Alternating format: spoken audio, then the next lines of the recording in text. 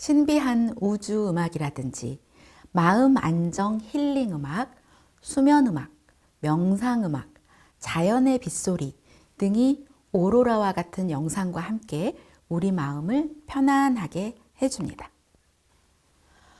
우리는 지금 미디어 콘텐츠의 생산자이면서 동시에 소비자이기 때문에 이와 같은 영상을 만들면서 힐링하고 또 감상하면서 힐링할 수 있는 그런 시대를 살아가고 있습니다. 힐링의 방향은 이와 같이 부정적 감정에서 긍정적 감정으로 이동하되 각성 수준은 중간 정도를 추구합니다.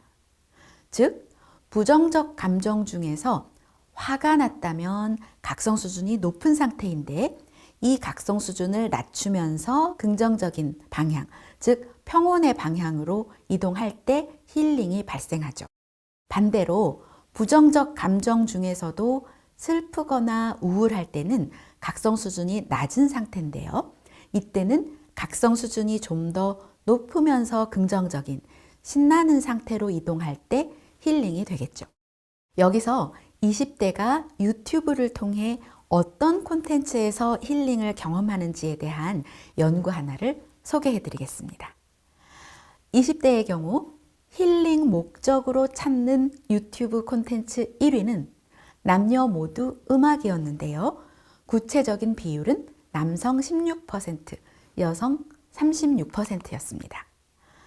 자동차, 교통, 뉴스, 정치, 비영리, 사회운동 이런 유튜브는 힐링 목적으로 찾지 않았다고 합니다. 또 의도치 않게 힐링을 경험한 그런 유튜브 콘텐츠 1위는 남녀 모두 애완동물, 동물 카테고리였는데요.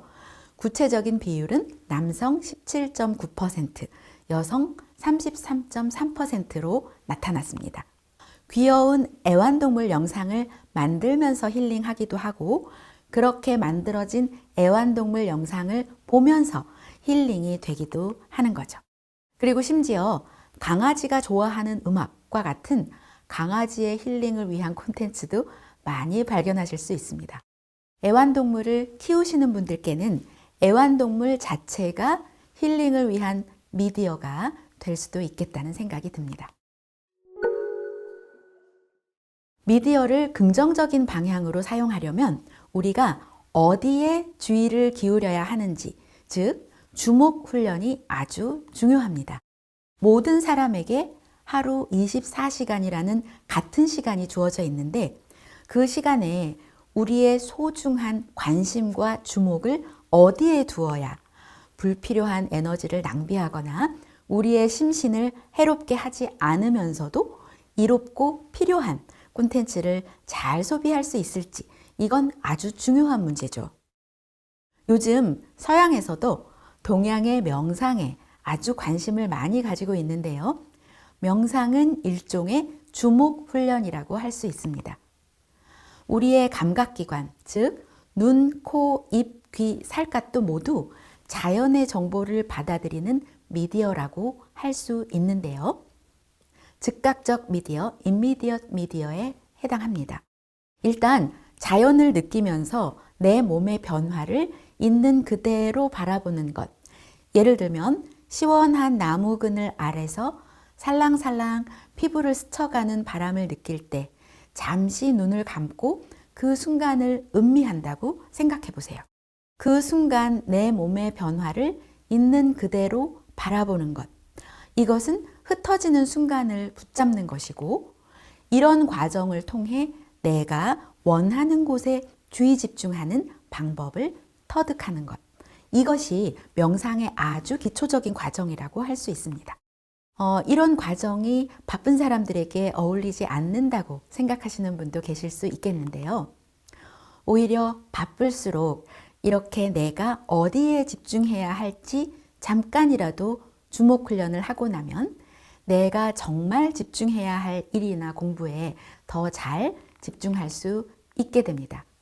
생활 속에서도 긍정적인 일에 주목한다든지 부정적인 편파를 줄인다든지 하는데 도움이 될 수 있지요. 조금 전에 제가 미디어를 통한 힐링 효과가 명상을 통한 힐링 효과와 유사한 결과를 가져온다고 말씀드렸는데요. 실제로 이렇게 뇌의 복측 선조체와 배외측 전전두엽 활동이 증가해서 심리적 안정감이 증가한다는 결과를 보여주고 있습니다.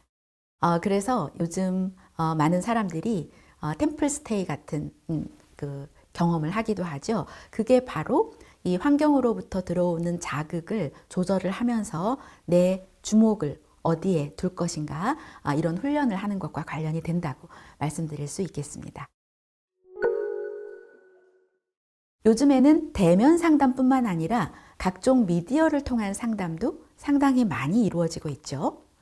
그 중에서도 특히 감성 기반 챗봇 헬로우봇에 관한 소셜미디어 빅데이터를 분석한 연구 결과를 하나 소개해 드리겠습니다. 빅데이터 분석에서 친구가 상위 단어로 나왔는데요. 이로미루어보와 관계성과 친밀함의 욕구가 인공지능 챗봇에게 향하고 있다. 이렇게 연구자는 해석하고 있습니다. 어쩌면 이 챗봇이야말로 자기의 속마음을 털어놓을 수 있는 친한 친구다. 이렇게 생각하는 사람이 점점 많아질 수 있겠죠. 인공지능 캐릭터들이 심리 상담사 기능도 수행하고 있다 하는 건데요. 심리 상담이 쉽고 편리하게 대중 속으로 스며들고 있다는 점은 장점인 반면에 사람들이 인간관계에서 철수하는 경향이 또 증가할 수 있다. 이런 점은 경계해야겠죠. 둘째로 이 연구를 통해서 사람들이 SNS 기반의 개인화된 공간과 시간을 추구한다는 시사점을 얻었습니다.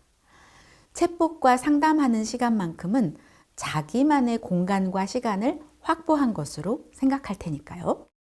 셋째로 오늘이라는 단어는 젊은 세대들의 내일의 절망, 그리고 오늘에 만족해야 하는 현실을 암시하는 것으로 연구자가 해석합니다. 넷째로 헬로우봇의 점성술, 타로와 같은 판타지 콘텐츠가 인기를 누리는데 이것도 젊은 층의 미래의 불안을 암시한다고 해석되고 있습니다. 불안을 달래주던 고대 샤먼의 역할을 타로 챗봇 라마마가 하는 것으로 보인다고 해요. 어쨌거나 이 감성 기반 챗봇 헬로우봇을 통해 위로를 받고 있다고 할 수 있겠죠. 이번 차시를 끝내기 전에 연구 하나를 더 소개해 드리겠습니다. 시각장애인의 스마트폰 이용 효과에 관한 연구인데요. 여기서 결속형 사회자본이란 쉽게 말해서 내가 어려움에 처했을 때 내 그룹 안에서 나를 도와줄 사람들의 규모 정도로 생각하시면 되겠습니다. 연결형 사회자본은 이와 비슷하지만 조금 다르게 내가 어려움에 처했을 때 내 그룹 바깥에서 나를 도와줄 사람들의 규모로 이해하시면 되겠습니다. 연구 결과 스마트폰 이용 시간보다는 스마트폰으로 대화하는 사람 수가 이런 두 유형의 사회자본이나 그로 인한 행복감, 고독감에 더 큰 영향을 주고 있었습니다. 즉, 스마트폰으로 많은 사람과 소통할수록 지지해 줄 사람들이 많이 있기 때문에 행복감은 증가하고 고독감은 감소한다는 거죠. 특히 행복감을 증가시키는 데는 연결형 사회자본보다 결속형 사회자본이 더 큰 영향을 주는 것으로 나타났습니다. 스마트폰이 여러 부작용을 가지고 있는 것도 사실이지만 아직까지는 긍정적인 효과들을 더 많이 가지고 있는 것으로 보입니다. 특히 신체적으로 움직임이 덜 자유로운 입원 환자라든지 장애인도 스마트폰으로 넓은 세상을 경험할 수 있고 또 많은 사람들과 이야기를 나누며 위로를 얻을 수 있으니까요.